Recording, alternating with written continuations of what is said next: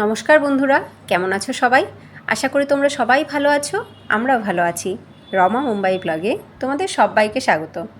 চলে এসেছি আবার আরেকটা নতুন ব্লগ নিয়ে। সকালবেলা অ্যাজ ইউজুয়াল আমি গাছে জল দিচ্ছি। এখন যা গরম পড়েছে, এই প্রচণ্ড গরমে গাছে 2 থেকে 3 বেলা জল দিতে হচ্ছে। গাছেরা তো বলতে পারছে না, ওদের কষ্ট কিন্তু প্রচুর হচ্ছে। যদি জল দিতে একটু দেরি হয়ে যায়, গাছগুলো কেমন নেতিয়ে পড়ে থাকছে, দেখে খুব কষ্ট লাগে।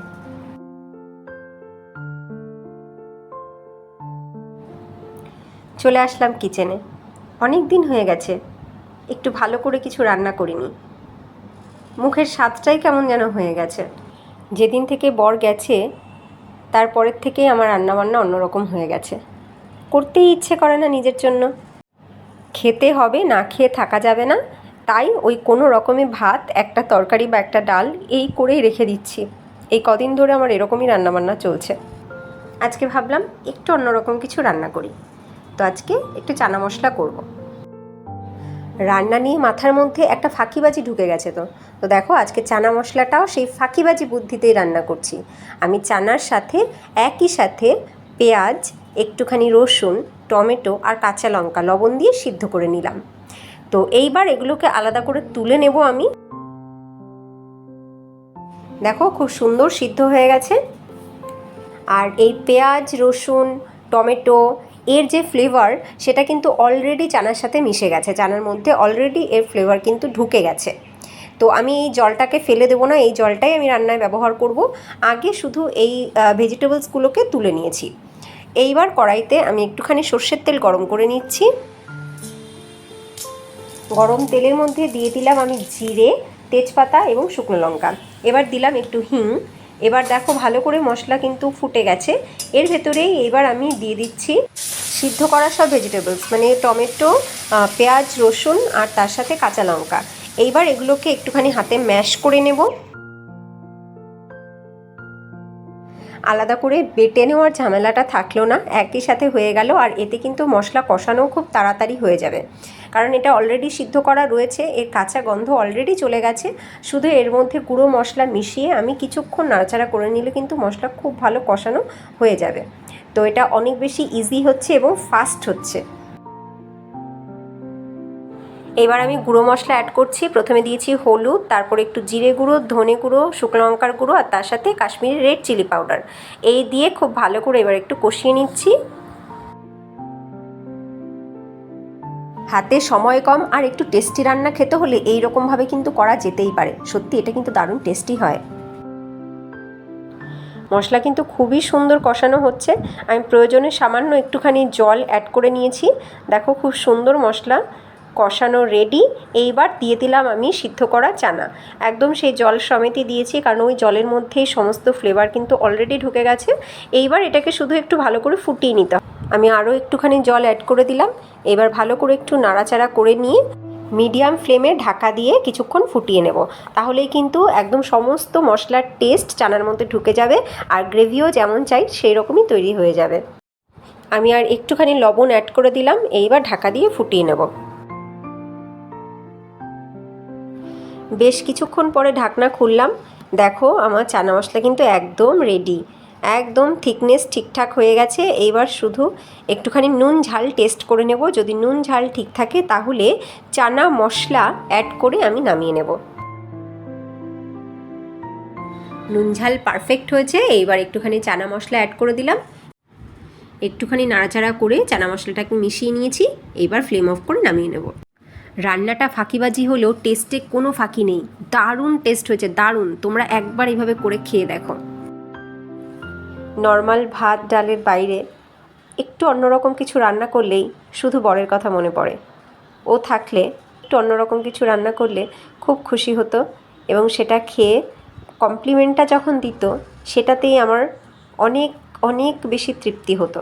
খুব আনন্দ পেতাম তাতে আমি, ওটাই আমার কাছে রিওয়ার্ডস। কিন্তু আজকে ও বাড়িতে নেই, তাই অন্যরকম কোনো কিছু রান্না করলে আমি যেন সেই স্বাদ আর পাই না।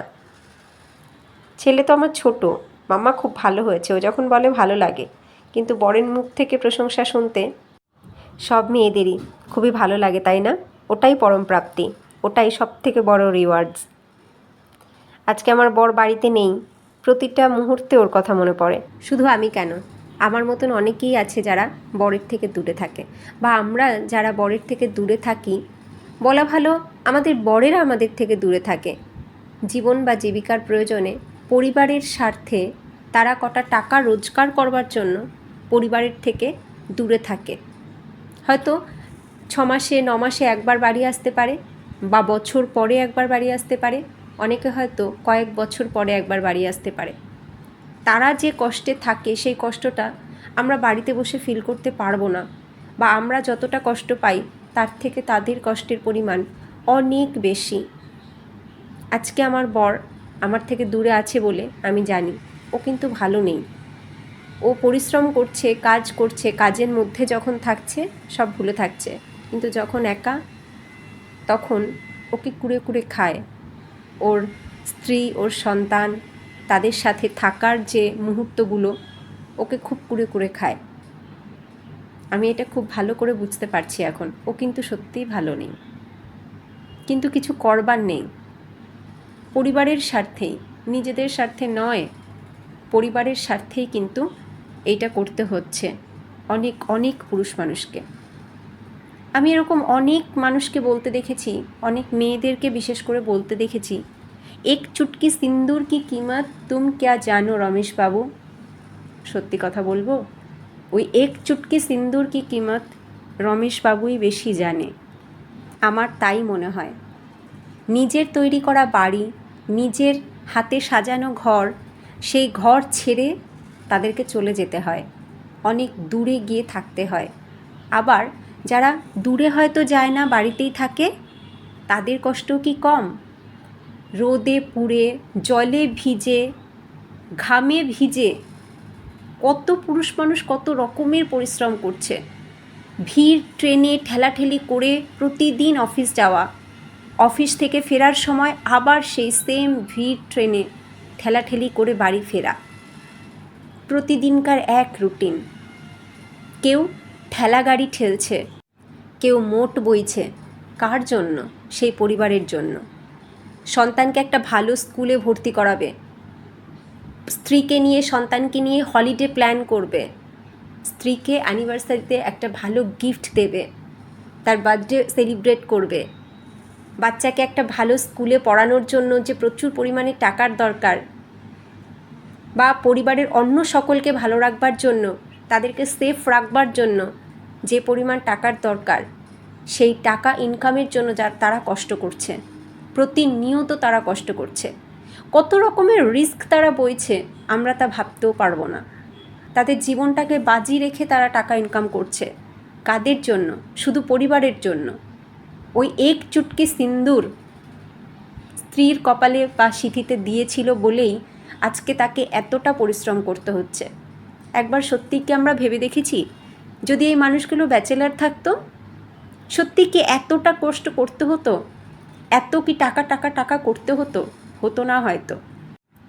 যে পুরুষ মানুষ সত্যি মুখোশধারী নয়, একজন সত্যিকারের ভালো মনের মানুষ, সে তার স্ত্রীকে, তার সন্তানকে, তার পরিবারকে ভালো রাখতে গিয়ে এত রকমের কষ্ট সহ্য করে। ওই বর্ডারে -ডিগ্রি টেম্পারেচারেও কেউ থাকে, ওই বর্ডারে ওই রকম টেম্পারেচারে ভালো খাবার তো দূরের কথা, নরম রুটিটুকু পর্যন্ত পায় না। কত কষ্ট করে, আমরা একবারও কি সেইটা ভাবি না। আমরা মেয়েরা শুধু এইটাই বলতে শিখেছি, এক চুটকি সিন্দুর কি কিমত তুম ক্যা জানো রমেশ বাবু। এক চুটকি সিন্দুর আমাদেরকে কি বানিয়েছে না, রাজকুমারী থেকে চাকরানি বানিয়েছে। কিন্তু এটাই কি একমাত্র সত্যি? আমার মনে হয় না। যেমন আমরা সেই রাজকুমারী থেকে কোনো একটা পরিবারের সবার দায়িত্ব নিতে শিখেছি, তেমনি কিন্তু ওই স্বামীরাও তাদের স্ত্রী সন্তান সহ পরিবারের বাকি সকলকে ভালো রাখার জন্য অনেক ত্যাগ স্বীকার করে, প্রতিদিন ত্যাগ স্বীকার করে।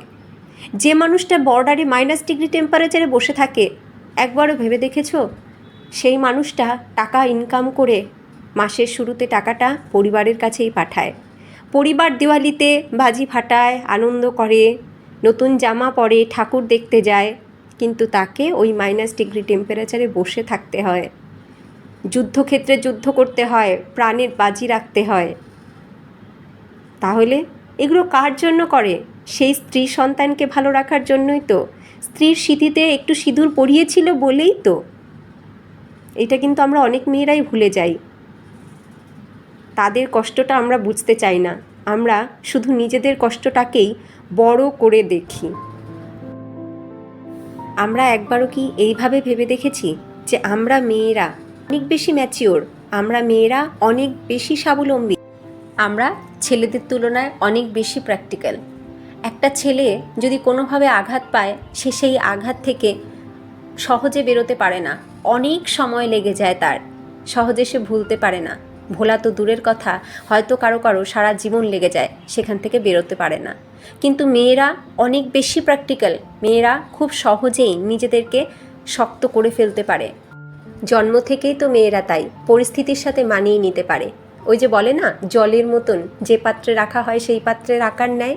সত্যি মেয়েরা তাই, মেয়েরা অনেক বেশি প্র্যাকটিক্যাল। কিন্তু ছেলেরা তা পারে না। ছেলেরা হয়তো আর্থিক দিক থেকে স্বাবলম্বী হতে পারে, কিন্তু মানসিক দিক থেকে নয়। আমরা কখনো এইভাবে ভেবে দেখি না যে একটা ছোট্ট ছেলে সে যত বড় হয় তার মাই তাকে আগলে রাখে, না বাবা তুই এটা পারবি না, না খোকা তুই এটা পারবি না, তুই এখনও ছোট। এমনি করেই ছেলেদেরকে মানুষ করা হয়। তাই ছেলেরা কিন্তু অত বেশি প্র্যাকটিক্যাল কখনো হয় না, সব সময় কারোর না কারোর উপর নির্ভরশীল থাকে ছেলেরা। তাই আজ আমার বর যখন দূরে আছে, আমি খুব খুব করে উপলব্ধি করতে পারছি যে সে সত্যি আমাকে ছাড়া, তার সন্তানকে ছাড়া বড্ড অসহায়। আমি এদিকে হয়তো ছেলেকে ভালো রাখবার জন্য, আনন্দে রাখবার জন্য ছেলের সাথে খুনসুটি মজা করতে পারি, কিন্তু ও ওখানে সত্যি একা, বড্ড একা। ওর দুটো কথা বলার মানুষও নেই। তাই আমি খুব ভালো করে বুঝতে পারছি পুরুষ মানুষেরা সত্যি অনেক বেশি দুর্বল মনের হয়। তবে সব পুরুষ মানুষের কথা আমি বলছি না, সব ক্ষেত্রেই পজিটিভ নেগেটিভ থাকে। তো কিছু পার্সেন্ট থাকবেই যারা একটু অন্যরকম, আবার মেয়েদের ক্ষেত্রেও তাই, কিছু পার্সেন্ট থাকবে যারা সত্যি ভালো মনের হয়, আবার কিছু পার্সেন্ট থাকে যারা সত্যি সমালোচনা করতেই ভালোবাসে, নিজেদেরকে বড় করে দেখতেই ভালোবাসে। তবে এ কথাটাও সত্যি, অনেক মেয়েই আছে যারা বিয়ের পরে শ্বশুরবাড়িতে এসে শ্বশুরবাড়ির সবার থেকে অথবা স্বামীর থেকে সেই যোগ্য সম্মান বা মর্যাদা কিছুই পায় না। তারাও কিন্তু পারে ওই একটু সম্মান, একটু মর্যাদা পেলে তার পরিবারের জন্য প্রাণপাত করতে। অনেক মেয়েরা আছে যারা এই সংসারকে রক্ষা করতে অনেক কিছু করে, কিন্তু তার বদলে তারা কিছুই পায় না।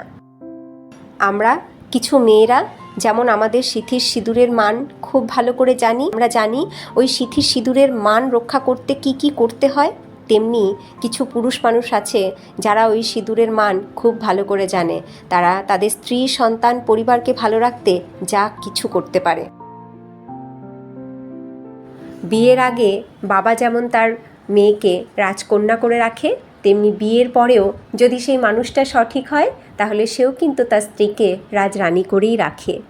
আমি চাইবো প্রতিটা মেয়েই যেমন বিয়ের আগে তার বাবার রাজকন্যা, তেমনি প্রতিটা মেয়েই বিয়ের পরে তার স্বামীর রাজরানী হয়েই থাকুক।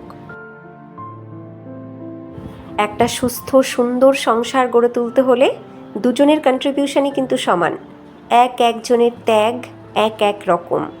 কিন্তু কেউ যদি কাউকে একটু ছোট করে দেখি, কেউ কারোরটাকে একটু কম করে দেখি, তাহলেই কিন্তু সেই সংসার আর সুখের সংসার হবে না। তাই দুজনকেই দরকার দুজনের প্রতি সমান শ্রদ্ধা, সমান ভালোবাসা, সমান মর্যাদা বজায় রাখতে। তাহলেই কিন্তু সংসার সুখের সংসার হবে। সবশেষে বলবো, আনন্দ আর ভালোবাসায় বেঁধে থাকুক পৃথিবীর সকল নারী পুরুষ, ভালো থাকুক তারা। একে অপরের থেকে দূরে থাকি বা কাছে, একে অপরকে ভালোবেসেই যেন সারা জীবন থাকতে পারি। আজকের এই ভিডিওটা তোমাদের কেমন লাগলো তোমরা কিন্তু অবশ্যই জানিও। প্রত্যেকে লাইক এবং কমেন্টস কিন্তু করো। তোমাদের লাইক এবং কমেন্টস আমাকে নতুন ভিডিও বানাতে প্রচুর প্রচুর উৎসাহ যোগায়। যদি তোমাদের ভালো লাগে অবশ্যই লাইক করো, আর নতুন বন্ধুরা যদি তোমাদের ভালো লাগে লাইক করে সাবস্ক্রাইব করে আমাদের সাথে থেকো, আমাদের পরিবারের সদস্য হয়ে থেকো। আবার তোমাদের সাথে দেখা হবে নেক্সট ভিডিওতে। সবাই ভালো থেকো, সুস্থ থেকো, টাটা।